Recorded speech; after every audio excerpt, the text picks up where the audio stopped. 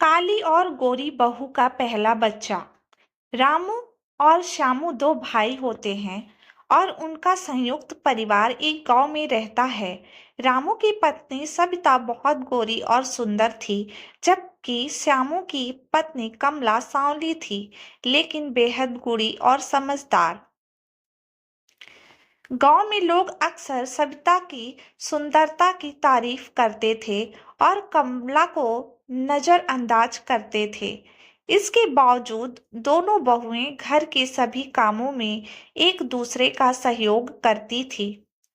समय बीतता गया और कुछ महीनों के बाद यह पता चला कि सविता और कमला दोनों गर्भवती थी।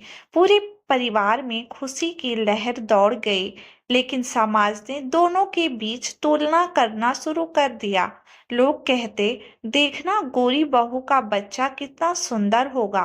कमला ये बातें सुनकर थोड़ी परेशान होती, लेकिन उसने इन बातों को दिल पर नहीं लिया।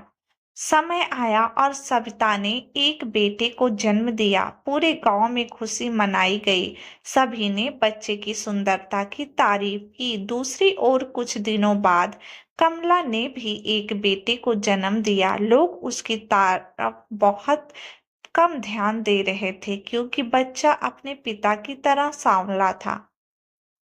कुछ समय बाद जब दोनों बच्चे बड़े होने लगे तो लोगों ने देखा कि कमला का बेटा बहुत ही तेज और होशियार था। वह सभी के दिलों में अपनी सरलता और मासूमियत से जगह बना रहा था, जबकि सविता का बेटा, जो देखने में बहुत सुंदर था, कुछ जिद्दी और बिगड़ैल स्वभाव का हो गया। समय ने धीरे धीरे सबक सिखाया। परिवार के लोग अब समझ चुके थे कि केवल बाहरी सुंदरता ही सब कुछ नहीं होती, बल्कि दिल का सुंदर होना भी बहुत महत्वपूर्ण होता है। अंत में दोनों बच्चे को समान रूप से प्यार और सम्मान मिला।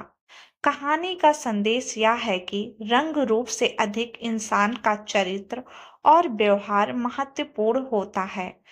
अगर आपको ये स्टोरी पसंद है तो प्लीज़ चैनल को लाइक, शेयर और सब्सक्राइब जरूर करें।